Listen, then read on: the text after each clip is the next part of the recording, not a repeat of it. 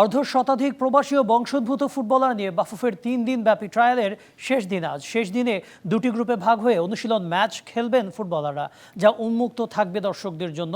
ফুটবলাররা বললেন, প্রথম 2 দিনে আবহাওয়ার সাথে অনেকটাই মানিয়ে নিয়েছেন তারা। It was really good performance from everybody. লাল আর সবুজ, এটা হলো আমার নানার স্বপ্ন ছিল। ও নানা কোভিডের মধ্যে মারা গেছিল।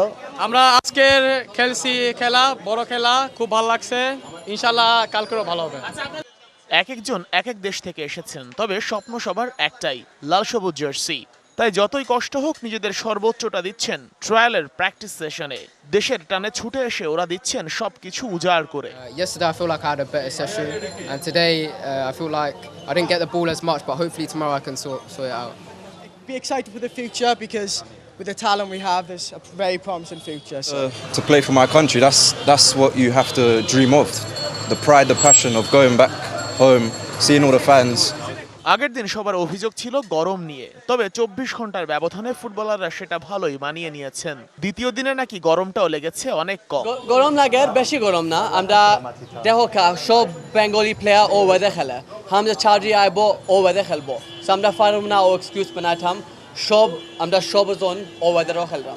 সব মশার বিরুদ্ধে সুরক্ষা দিতে এলো বসুন্ধরা এক্সট্রিম অ্যারোসল, মশার বিরুদ্ধে এক্সট্রিম সুরক্ষা। I'm fine. It's not that hot for me. I enjoy the heat. I love it.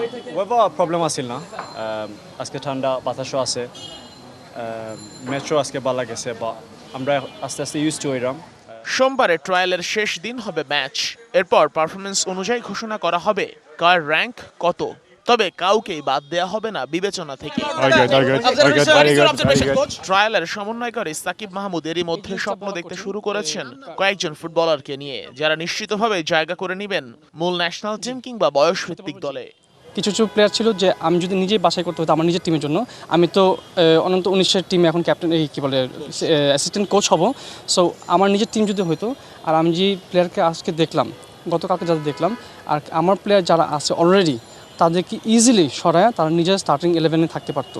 So I am proud of the players that came today and yesterday.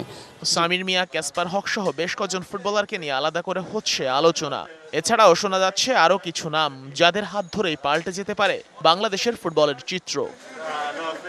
Sheikh Ashik, DBC news, Dhaka.